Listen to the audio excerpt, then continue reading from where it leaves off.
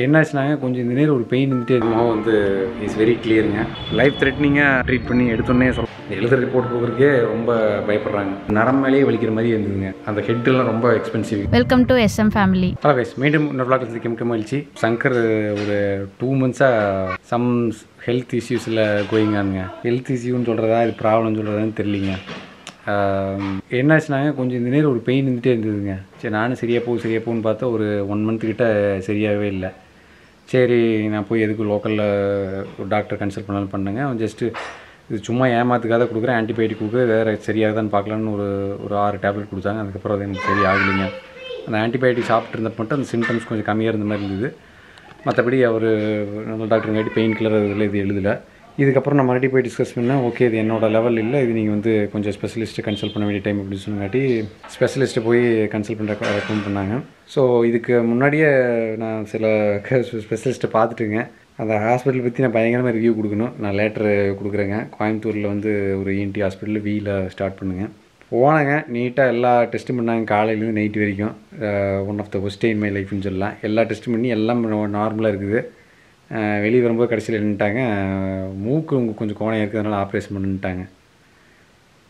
வசந்த் ஒரு 10-15 கொஸ்டின்ஸ் கேட்டாங்க.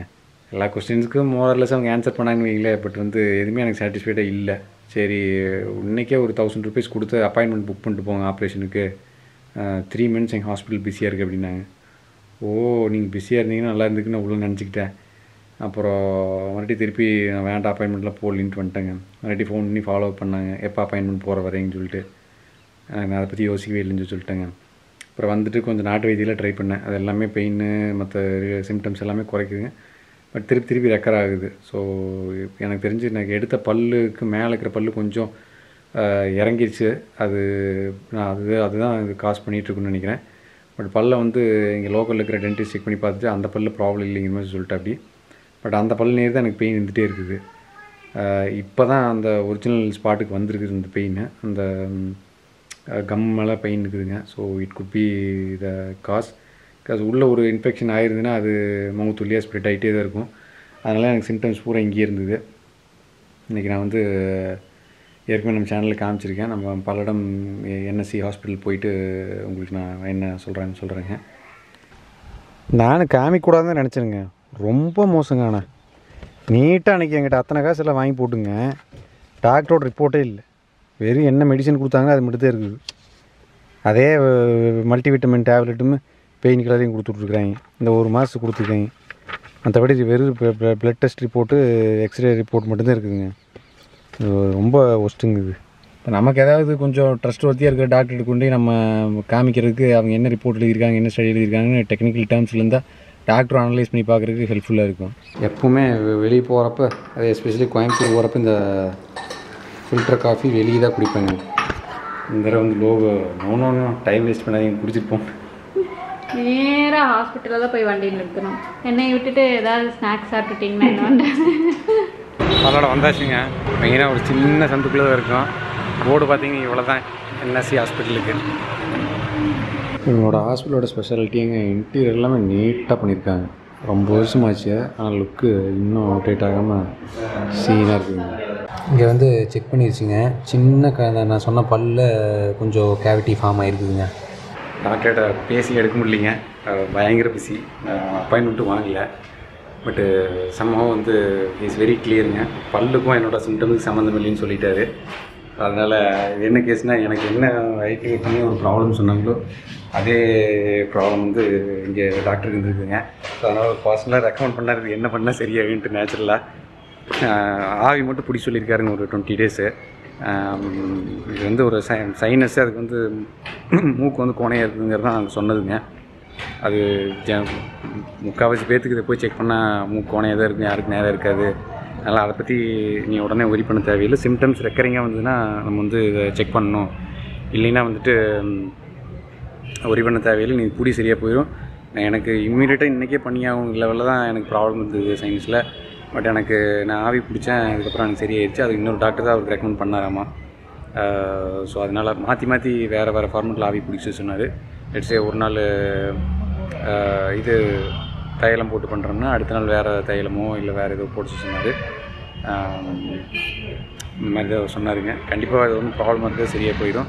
ரெக்கரிங் ஆச்சுனாவா பல்லுக்கு சம்மந்தம் இல்லை, பல்லு சின்ன சுத்த ஸ்டார்ட் ஆகிருக்குது, அது எப்படி இருந்தாலும் அந்த பல்லு கடைசி பல் தேவையில்லை, அப்பாயின்மெண்ட்லாம் வாங்க வேண்டாம், நீங்கள் வா உடனே எடுத்துறேன்னு சொன்னார்.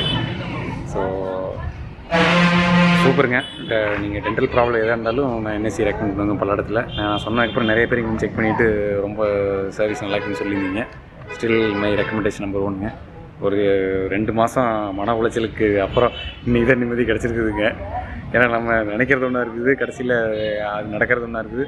ஒரு ஃபியரை க்ரியேட் பண்ணுற மாதிரி ஹாஸ்பிட்டலுக்கு போனோம்னா நம்ம லைஃப் த்ரெட்னிங்காக அதை வந்து ட்ரீட் பண்ணி எடுத்தோன்னே சொல்லும்போது ஒரு உண்மையிலுமே ப்ராப்ளமாக இருந்தால் கூட அது எந்த பேஷண்ட்டுமே ஏற்றுக்க முடியாதுங்க. இந்த மாதிரி ஒரு even though strong knowledge professional இந்த ஃபீல்டில் இருந்தாங்கன்னா கூட கொஞ்சம் வந்து பொலைட்டாக கொஞ்சம் கஸ்டமரு அதாவது பேஷண்ட் ஃப்ரெண்ட்லியாக சொன்னால் இன்னும் பெட்டராக இருக்குங்கிறது என்னோடய சஜஷனுங்க. அது ஒரு எனக்கு தெரிஞ்சு இப்போத்த லெவலில் ஒரு 1000 டாக்டரில் ஒரு டாக்டர் தான் அப்படி இருக்கிறாங்க. லக்கிலி நான் ஒரு டாக்டர் ஃபைன் பண்ணிட்டேன். அதனால தான் நான் உங்களுக்கு மோஸ்ட்லி அது அதிகமாக எந்த ஹாஸ்பிட்டலோ அது நான் ரெக்கமெண்ட் பண்ண மாட்டேன். என்ன கேட்டால் எனக்கு அந்த ஃபீலே வராது உங்களை ரெக்கமெண்ட் பண்ணலாம் அப்படின்ட்டு. பட் 1-2 ஹாஸ்பிட்டல் மட்டும் நான் ரெக்கமெண்ட் பண்ணாலும் இந்த ஹாஸ்பிட்டல் ஒன்றுங்க சூப்பராக பண்ணுறாங்க. எனக்கு இன்றைக்கி ஒரு பெரிய ரிலீஃபு. நமக்கு ஏன் கேட்குறீங்க, டெய்லி பயம் ஏதோ ஒரு பெயின் வந்துட்டே இருக்குது, நமக்கு ஆட்டோமேட்டிக்காக என்ன ஒரு ஃபியர் வந்துகிட்டே இருக்குது நமக்கு.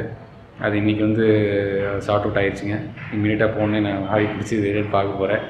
நான் ஒரு சின்ன பெயின்னாலும் பாடிக்கு வந்து தப்பாக சிம்டம்ஸ் காமிக்காதுங்கிறது தான் என்னோடய ஃபீலிங்க. அது அதனோடய சிம்டம்ஸ் காமிச்சிட்டே இருக்கும். நம்ம வந்து அதை கரெக்டாக எடுத்துகிட்டு சரி பண்ணி, ஏன்னா 1 or 2 டேஸ்னால் தெரியாதுங்க. பட் ரெக்கரிங்காக இருக்கும்போது அதை சீரியஸாக எடுத்துக்காமல் இருக்க முடியாது. அதுதான் என்னோடய கன்சர்னாக இருந்ததுங்க. நீங்களும் வந்து சேம் டைம்லேயே செக் பண்ணி வேறு அனலைஸில் பண்ணாங்கன்னு கேட்டால் வேறு அனலைஸில் எதுவும் பண்ணலீங்க, டைரெக்டாக அப்பாயின்மெண்ட் தான் புக் பண்ண சொன்னாங்க அப்படிங்கிற மாதிரி தான் சொன்னாங்க. பட்டு அந்த ஹாஸ்பிட்டலில் அவங்க வே ஆஃப் அப்ரோச்சு ஹேண்ட்லிங் எனக்கு கொஞ்சம் எல்லாமே முரண்படாத இருந்ததுங்க. நான் அன்றைக்கி தான் பார்க்குறோம், இன்னும் 3 மாதத்துக்கு சர்ஜரிக்கு வந்து புக் ஆகிருக்கு அப்பாயின்மெண்ட், இன்றைக்கி அட்வான்ஸ் பேமெண்ட் பண்ணி புக் பண்ணுங்க அப்படிங்கிறாங்க. என்னென்னே நான் டிசைட் பண்ணல அப்படிங்கிறத எனக்கு இதாக இருந்ததுங்க. இன்றைக்கி ஒரு ரிப்போர்ட் என் கையில் கொடுக்கல, வெறும் எக்ஸ்ரே எடுத்தது ப்ளட் டெஸ்ட் எடுத்து தான் கொடுத்துருந்தாங்க. இது நிறைய ஹாஸ்பிட்டல் இப்படி தான் பண்ணுறாங்க, அது எதுக்காக இப்படி பண்ணுறாங்கன்னு தெரியல. இன்க்ளூடிங் கேஎம்சிஹெச் இதை தான் பண்ணுறாங்க. ஏன் ரிப்போர்ட்டை கையில் கொடுத்தா என்ன எல்லா ஃபீஸும் வாங்குறீங்க, நீங்கள் கிட்ட ஃபீஸ் வாங்காமல் எங்களை வந்து பார்க்குறீங்க, அந்த ரிப்போர்ட்டை ரிப்போர்ட் கொடுக்குறதுக்கு உங்களுக்கு என்ன இதாக இருக்குது, என்ன ஏதாவது பண்ணிடுவா போகிறீங்க, ரிப்போர்ட் தான் எழுதுறீங்க. இந்த எழுதுகிற ரிப்போர்ட் கொடுக்குறதுக்கே ரொம்ப பயப்படுறாங்க, ஏதாவது பிரச்சனை ஆயிருமோன்னு சொல்லிட்டு. தட் இஸ் ராங்குங்க. இனிமேல் நம்ம பேமெண்ட் பண்ணக்கூடாது, இல்லைன்னா பேமெண்ட் திருப்பி கொடுன்னு கேட்கணும். ரிப்போர்ட்டு எழுதுன டாக்டர் எழுதுன ரிப்போர்ட் கொடுங்க, இல்லைன்னா பேமெண்ட் கொடுன்னு கேட்கணும். என்ன இது பெரிய என்ன இதாக கவர்மெண்ட் ஹாஸ்பிட்டல் போனால் கூட அவங்க என்ன கேட்டல் கையை கொடுத்துட்றாங்க. இவங்க ப்ரைவேட்டில் வந்து இது மாதிரி பண்ணுறது இட் இஸ் நாட் ரைட்டுங்க. இன்றைக்கி மெடிக்கல் சம்மந்தமாக ஒரு வீடியோ எடுக்க மாதிரி ஆயிடுச்சு. டாக்டர் நீட்டாக அவர் நம்பரை கொடுத்து நீ எதாவது எனக்கு ஃபோன் பண்ணி மெசேஜ் அனுப்புன்னு சொல்லிட்டாரு. It's so friendly. Leaving from Palladam. வீட்டுக்கு சந்தோஷமாக சென்று போகிறேன். இதில் கொஞ்சம் டின்ச்சர் வந்து கொஞ்சம் ஒரு சொட்டு விட்டு ஆவி பிடிக்கிறதுக்கு வச்சுருக்குறேங்க. நீங்கள் தைலம் வேக்ஸ் தைலம் அந்த மாதிரி யூக்கலிப்டஸ் தைலம் கூட போட்டு பிடிக்கலான்னு டாக்டர் சொன்னாருங்க. மெயின் வந்து ஒரு நாளைக்கு ஒரு இன்க்ரீடியன்ட் போட்டு பண்ணணுங்கிறத மேட்ருங்க. நான் வாழ்க்கையில் ஆவியே பிடிக்காத ஆளுங்க. சுத்தமாக ஆவி கிடக்கவே செட் ஆகாது, ஆவியே விரும்பாத ஆளுங்க. கடைசியில் இந்த எக்ஸ்டர்னலாக இந்த மாதிரி ஃபோர்ஸ்ஃபுல்லாக பண்ணுறதுலையும் எனக்கு கொஞ்சம் விருப்பம் இல்லை. நேச்சுரலாக இப்படி ஒரு என்விரான்மெண்ட்டுக்கு இருக்காதுங்க. இப்படி தண்ணி வெதுன்னு சூடாக வேப்பராகி வருது, அங்கே போய் நம்ம நிற்கிறேன்ட்டு.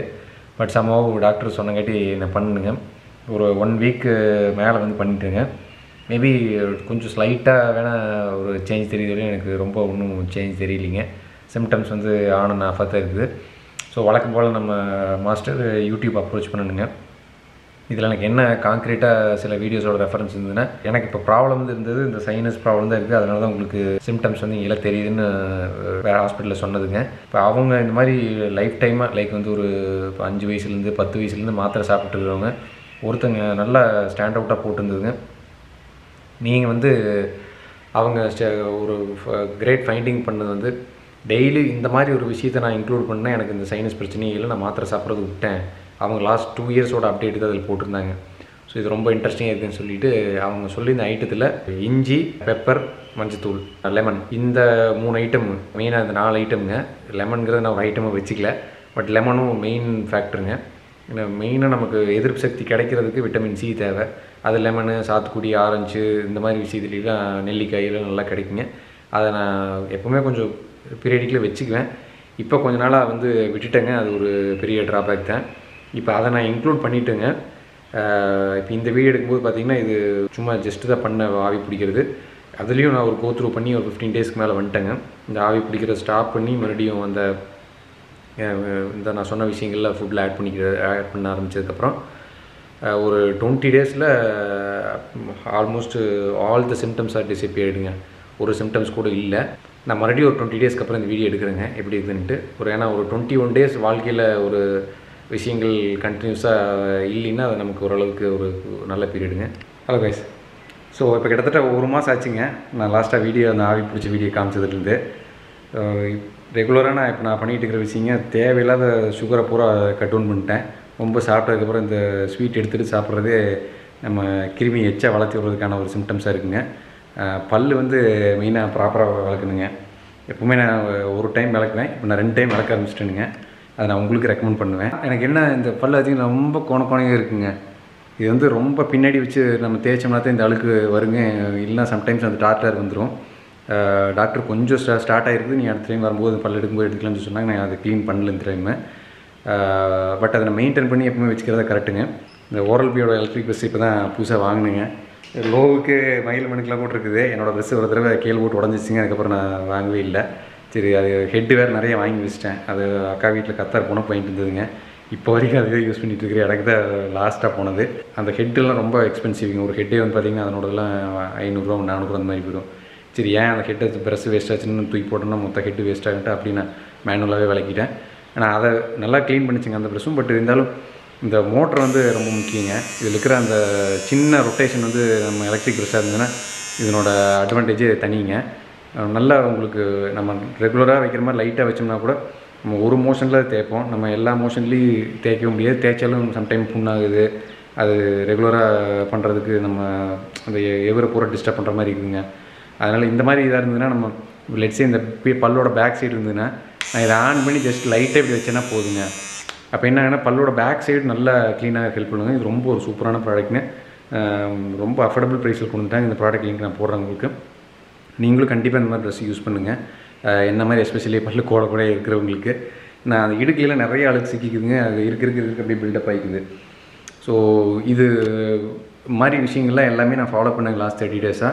இதெல்லாம் ஒரு ஸ்பெஷல் ஒரு தலை போட்டு ஒரு ரசம் பண்ணுறதும் குடிச்சிருங்க. 100% என்னோடய சிம்டம்ஸ் எல்லாமே போயிடுச்சுங்க. ஏன்னா என்னை பொறுத்தவரை பாடி ஒரு சின்ன சிம்டம்ஸ் கூட தேவையில்லாமல் காமிக்காது. ஏதோ தப்பு நடக்குது, அடுத்த சிம்டம்ஸ் அதை ட்ரிகர் பண்ணி காமிக்குது. இப்போ டோட்டலாக நார்மல் ஆகிடுச்சிங்க. அந்த லாஸ்ட் 2 மந்த்ஸு என்னென்னமோ சும்மா கூகுளில் போட்டு பார்த்து மண்டை காஞ்சி அதனால வேண்டான்னு போய் டாக்டரை பார்த்துதுங்க. டாக்டரு அவங்க அதை விட மண்டை காய் விட்றாங்க. போனோடனே ஒரு ஜஸ்ட்டு ரிப்போர்ட் எடுக்கிறாங்க. டக்குன்னு உடனே கன்க்ளூஷனுக்கு வந்து இதுதான் ப்ராப்ளம், அதனால ஆப்ரேஷன்னா சரியாக போயிடும். ஏன்னா நம்ம மூக்கெல்லாம் ரொம்ப இம்பார்ட்டண்டான பார்ட்டுங்க. இதெல்லாம் சும்மா தேவையில்லாமல் கை வைக்கக்கூடாதுங்கிறது என்னோடய பாயிண்ட்லாங்க. ஏன்னா ஆக்சிஜனை நம்ம இது மூலமாக தான் எல்லா விஷயங்களும் உள்ளே போகுது, காற்று எந்நேரம்னு. அப்போ இதை போய் டிஸ்டர்ப் பண்ணணும்னா இது எப்படி நம்மளோட ஃப்ளோவை பிரேக் பண்ணுங்கிறது எனக்கு தெரியல. எனக்கு அது மேலே நம்பிக்கை இல்லைங்க எடுத்தோன்னே சர்ஜரிக்கு போகிறது. ஏன்னா இப்படி தான் நான் 30 வருஷத்துக்கு மேலே நான் தாண்டி இருந்திருக்கிறேன். இதனால் எனக்கு எந்த தொந்தரவு வந்ததில்லை. இன்ஃபேக்ட் எனக்கு இன்னும் கூட கொஞ்சம் கோணையத்தே இருந்ததுன்னா பெருசாகும்போது கொஞ்சம் அது கம்மியாகிடுச்சு. ரொம்ப ஹாஸ்பிட்டலில் வந்து டக்குன்னு கன்க்ளூஷன் வந்துடுறாங்க. நம்மளும் அவங்க கடவுள் மாதிரி நினச்சிட்டு எதுவுமே கேள்வியும் நிறைய கேட்க முடியதில்லை. டக்குன்னு ஒரு ஸ்ப்ளாஷ் மாதிரி பண்ணிடுறாங்க. இதுதான் ப்ராப்ளம் உங்களுக்கு அப்படின்ட்டு. அதுக்கு 1/2 hour கேன்வாஸ் வேறு உடனே புக் பண்ணுங்க அப்படின்லாம் நிறையா ரொம்ப ஒரு 99% ஹாஸ்பிட்டல்ஸில் இப்போ ரொம்ப மானிட்டைஸ்ட் ஆகிடுச்சிங்க. ஒன்லி இப்போ திங்கிங் வந்து மணி மேக்கிங், அதான் அவங்களோட எய்மாக இருக்குதுங்க. சர்வீஸ் ஓரியன்டாக இல்லை இதுக்கு ஆல்டர்னேட்டிவ் அப்ரோச் இருக்குது, இந்த மாதிரி எதாவது ட்ரை பண்ணி பாருங்கள். ப்ராப்ளம் கண்டினியூ ஆச்சுன்னா நம்ம அடுத்த இதில் போய் பார்க்கலாம். ஒரு ஃபியூ மந்த்ஸ்க்கு அப்புறம் எதுவுமே சஜஷனே கிடையாதுங்க. எடுத்தோன்னே மூக்கு ஆப்ரேஷன் சரியாக போயிடும் கூட சொல்ல போகலாம் அப்படிங்கிறது அங்கே நோண்டி கேட்டால் வர்ற ஆன்சருங்க. அதுக்கு எது தேவையில்லாமல் நம்ம இப்போ இதுக்கு எனக்கு கேட்ட ஆப்ரேஷனுக்கு இந்த ஆப்ரேஷனுக்கு வந்து அந்த பர்டிகுலர் ஹாஸ்பிட்டலில் 1,15,000 ஆகுனாங்க. இது இல்லாமல் வேறு ஏதாவது எக்ஸ்ட்ரா பண்ணும்போது சர்ஜரி பண்ணும்போது ஏதாவது மெடிக்கலில் வாங்குற மாதிரி இருந்ததுன்னா அதுவும் எக்ஸ்ட்ரா பில் வருன்ட்டாங்க. ஸோ இது எல்லாம் ரொம்ப ஓவருங்க. நான் ஒன்றும் பண்ணல, பேசிக்காக வந்து விட்டமின் சியை பூஸ்ட் பண்ணுங்க. நான் சொன்ன மாதிரி பெப்பரு, இஞ்சி இதெல்லாம் டெய்லி கொஞ்சம் சேர்த்திட்டுருந்தேன். இஞ்சி வந்து டீயில் போட்டுட்டேன் டெய்லியும். 2 நேரம் ஏதோ ஒரு நேரம் டீ குடிப்போம். டீ ஒரு மோசமான ஒரு பொருள், அதை நான் ரெக்கமெண்ட் பண்ண மாட்டேன். நானும் அவாய்ட் பண்ண தான் நினைக்கிறேன். ஏன்னா அதில் டீயில் அடிக்கிற மருந்து எக்கச்சக்கமாக இருக்குதுங்க. அதை எடுத்தோன்னே நம்ம காலங்காத்தால் கன்சியூம் பண்ணுறதே ஆல் டுகெதர் ஒரு ஒஸ்ட் ஐடியா தான். பட் எனக்கு இப்போதைக்கு இதுக்காக நான் ட்ரை பண்ணுறக்காக எனக்கு டீ குடிக்கிறதுக்காக சேர்த்து குடித்தேன். நான் லாங் ரன்னில் டீ குடிக்கிறது விட்டுறோங்கிறது என்னோடய விருப்பங்க. உங்களுக்கு அதான் ரெக்கமெண்ட் பண்ணுவேன். காஃபி இஸ் பெட்டர் ஆல்டர்னேட்டிவ்ங்க. எனக்கு கேட்டால் இன்ஸ்டன்ட் காஃபி கிடையாது, நார்மல் சிக்கரி போட்ட காஃபிங்க. Chicory is also not bad. அது ஒரு ரூட்லேருந்து வர்றது தான், அதையும் நம்ம கன்சியூம் பண்ணலாங்க. பட் இது பண்ணதுக்கப்புறம் எனக்கு எல்லா சிம்டம்ஸும் போயிடுச்சுங்க. Now I'm back to normal life. ஒரு 2 மந்த்ஸாக பாடி ஒரு சிம்டம்ஸ் காமிச்சிட்டே இருக்குது. ஒரே மாதிரி இல்லைங்க. ஃபஸ்ட்டு இங்கே பெயின் ஆச்சு, அப்புறம் எவரில் பெயின் ஆச்சு, அப்புறம் பல்லில் பெயின் ஆன மாதிரி இருந்தது. அதனால நான் பல்லையே சிம்டம்ஸாக எடுத்துகிட்டு பார்த்துட்டு இருந்தேன். அப்புறம் இங்கே இந்த ஒரு நரம் மேலேயே வலிக்கிற மாதிரி இருந்ததுங்க. நம்ம சும்மா மசில் ஏக்கு அந்த மாதிரிலாம் இருந்ததுன்னா நமக்கு எதுவும் ஒரு ஃபியர் அதிகமாக இருக்காது. பட் இந்த மாதிரி இருந்தங்காட்டி எனக்கு ரொம்ப இதாக இருந்துச்சுங்க. So now I am feeling completely ஆல்ரைட்டுங்க. இது வந்து கிட்டத்தட்ட ஒரு 30 டேஸ்க்கு மேலே நான் பாஸ் பண்ணிட்டேன். அந்த ஸ்பெஷல் தலை போட்டு ஒரு ரசம் சொன்னது இல்லைங்க, அது உங்களுக்கு நான் காமிக்கிறேன். அது சும்மா நான் எடுத்து நம்ம என்னனாலே எனக்கு இந்த நேரம் பல் எவரில் அதெல்லாம் வலிக்குதுன்னா டக்குன்னு சரியாகுங்க. சும்மா கிராம்பு அதெல்லாம் சொல்லுவாங்க. சரியா இங்கே இருக்கிறதே ட்ரை பண்ணக்கூடாதுன்னு சொல்லிட்டு தான் இது நான் எடுத்து மென்னங்க. அப்போவே எனக்கு சிம்டம்ஸ் கொஞ்சம் ரிலீவ் ஆச்சு. அதனால் அந்த தலையை போட்டு டெய்லி ரசம் வச்சு கொடுத்துதுங்க. சூப்பராக இருந்ததுங்க. இதுதாங்க அந்த தலை. இது ஆக்சுவலாக எல்லாம் பறிச்சிருச்சு லேட்டஸ்ட்டாக. கொஞ்சம் கற்பூர தலைன்னு சொல்லுவாங்க. இது ரொம்ப எஃபெக்டிவாக இருக்குதுங்க இந்த மாதிரி சளி அந்த மாதிரி தொந்தரவுக்கெலாம். இவ்வளோதாங்க. நம்ம கொஞ்சம் எதுக்குமே இந்த மாதிரி ஹாஸ்பிட்டலில் போகும்போது அவங்க ஏதாவது சொன்னாங்கன்னா உடனே அதுக்கு நம்ம கன்க்ளூஷனுக்கு சொல்யூஷன் போகிறக்கே ட்ரை பண்ணாதீங்க. இது என்னோடய லைஃப்பில் நான் நிறைய நான் கற்றுருக்குறேன்.